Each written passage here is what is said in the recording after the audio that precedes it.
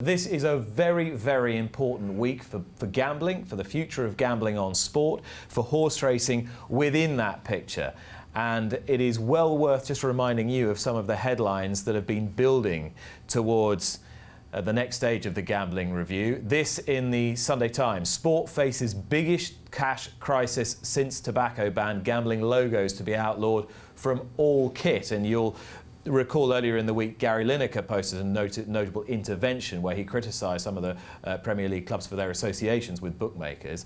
There have been plenty more headlines during the course of the week. The Sun here, stakes raised. Rishi Sunak steps in amid radical new plans to limit how much punters can bet as racing fears £60 million black hole. Now that 60 million figure has been published by research conducted and generated by the British Horse Racing Authority, though we haven't seen the exact data that drives that figure of 60 million at the moment. And Rishi Sunak's intervention, well, that really has come from a letter that he's been sent by one or two of his constituents where he says he will take up the matter with the minister concerned. So it may be a little bit of an overstatement that he is actually going to intervene personally in this matter.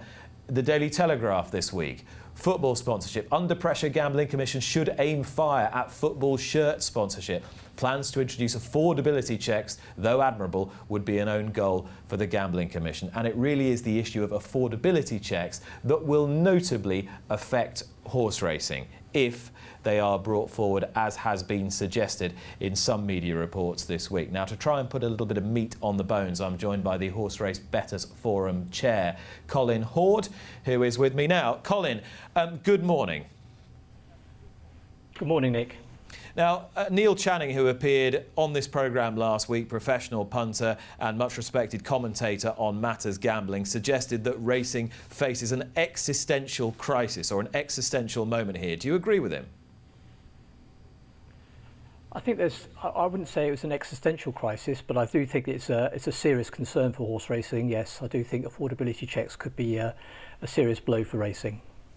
And sort of we're being told that these are going to come in, you know, you're not going to be allowed to lose more than £100 per month relative to what you earn and what some of those checks might be. Now, can you actually just be a bit more specific for us on, to your understanding, what is being intended here? Well, the Gambling Commission are currently undergoing a consultation exercise where they've made out some proposals regarding affordability checks. And they set out a number of limits, and one of which, the lowest one, is affordability checks would be brought in when punters lose more than £100 a month.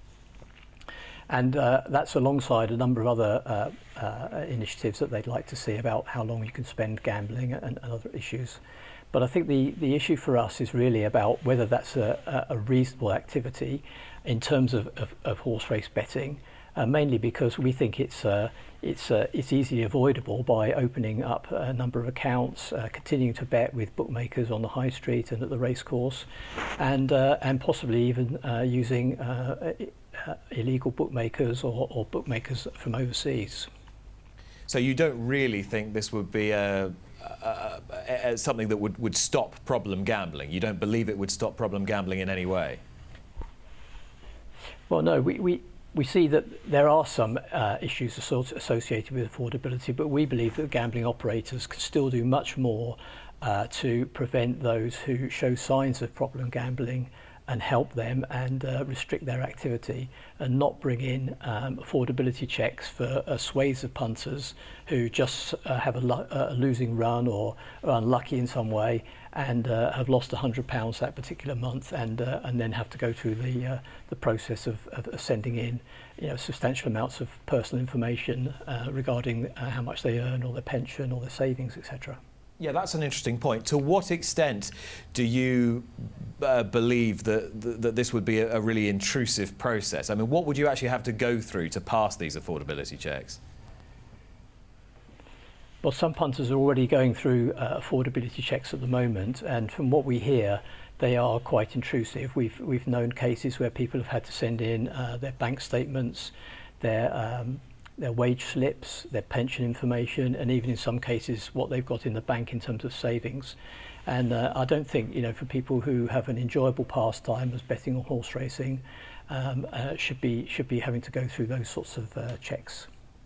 Now, Colin, to what extent is your argument and your presentation this week going to be based on the fact that you believe that racing needs to be separated from other sport? It needs to be looked at differently as a betting medium from betting on football or casino games? Yeah, so we see that horse racing and sports betting, in fact, we see that should be differentiated from casino-style gaming. And we believe that there's a number of different elements to that. One is that betting on sports and horse racing is a skill-based activity. The odds are being set by an odds compiler. They vary, and where a bettor sees that they perceive that the odds are in their favour, they can decide to have a bet. With gaming and casino games, the odds are fixed. The house has a known edge, and over time, a player playing in casino will end up losing, and so we see that as a very different thing. We also think that people who are attracted to horse racing and sports betting have a different sort of a view of their gambling, and understand a little bit more about it, rather than people that are looking for a straight adrenaline fix by watching the roulette wheel spin or the slot machines going round and round. How do you think racing as an industry should play this, Colin? I mean, is it right that racing just shelves in behind the betting industry, behind the bookmaking industry, or does it need to sort of separate itself out and to try and position itself differently? I think one thing that the horse racing needs to do is really get across that betting is an integral part of horse racing. I think, and that by spending time looking at horse racing form and understanding how races work and all the various elements and and elements of horse racing, that you can really do quite well at that. And I think horse racing needs to sell that a little bit more about what makes betting on horse racing so enjoyable and so fascinating for many people. From people who just like to have a lucky 15 on, over the weekend, to people who like to bet, on a daily basis. So I think, it's something I think that horse racing needs to do a little bit more about, is actually, show, how you can enjoy betting on horse racing and how it makes the sport more approachable for everybody. So just tell me a little bit about your week this week, Colin. What's going to happen on Tuesday and what you're going to submit to the all-party parliamentary group? Yeah, so the all-party group, I'll be representing people who bet on horse racing, and I think one of the things again is that there's been many people and many campaigners that have been pushing on the government to introduce checks like affordability checks and other constraints around gambling, and I think it'd be good for the APPG to hear someone who enjoys betting and who enjoys that pastime, and to say that it can be done safely. In fact, 99.5% of the population who enjoy gambling do so safely and without problems. And I think we just need to make sure that we get that message across. I think there's 7 million people in the UK that enjoy a bet on horse racing at least once a year. And I think that just needs to be that point needs to be made, and then later on, we'll be sending in our consultation response to the Gambling Commission, and making sure that they understand how people on horse racing feel on that. But I do urge everybody who's watching the programme to go to the Gambling Commission's website and see the consultation on remote customer interaction, as it's called, and fill in the short survey that's associated with that. Do you think it's important here that we take stock of all views on this? Now, there are clearly certain parliamentarians who have a very hard-line view on gambling, Carolyn Harris and Ian Duncan-Smith and others. Do you think it's important that we listen as much as to try and shout them down, in order that racing is generally perceived to be thinking about this rather than just shelving in behind the betting industry and as a blunt instrument? Absolutely. No, I don't like to see problem gambling. I enjoy betting, and I do it responsibly, and I really recommend that everyone does that. And I think but I do think that the bookmakers could be doing more to help reduce this problem, and I think there's more to be done. And I pay tribute to what they've done already in terms of bringing in some of the responsible gaming activities that they've brought in, deposit limits and time played and self-exclusion and all those elements. But I still believe that there's more to be done. I still believe that they can spot who potentially have got problems. Let's face it, they can spot winners. Within a few plays, within a few bets. They know the people that can come out that are looking like they're going to come out with a profit, and I'm sure they can do exactly the same with the people that they know are going to become potentially problem gamblers. And the figure of £60 million has been talked about an awful lot this week. That £60 million, you saw the Sun headline there, a potential loss to racing if these affordability checks are enforced, as has been suggested. And do you go along with that figure? Is that something that you think is right?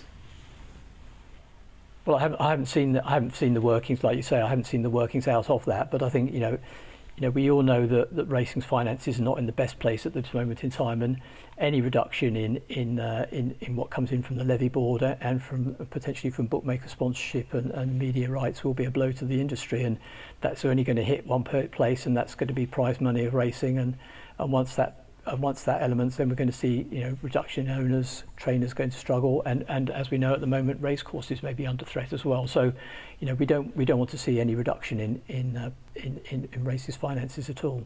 And I'm right, Colin, aren't I, that you can still be involved in this. Anybody can still be involved in this process by making a submission to the review. Indeed, yes. So the Gambling Commission have got a shortened survey now on their website under the remote customer interaction consultations, it's called. It takes about 10 to 15 minutes to fill it in, and I'd welcome all your viewers and all those that are watching the programme today to have a go and fill that in now. Colin, thank you very much for your time. Pleasure. Thank you, Nick. Subscribe to Racing TV to be notified when more Luck on Sunday videos are appearing online. And don't forget to join me for the show every Sunday morning from 9 o'clock with the best guests.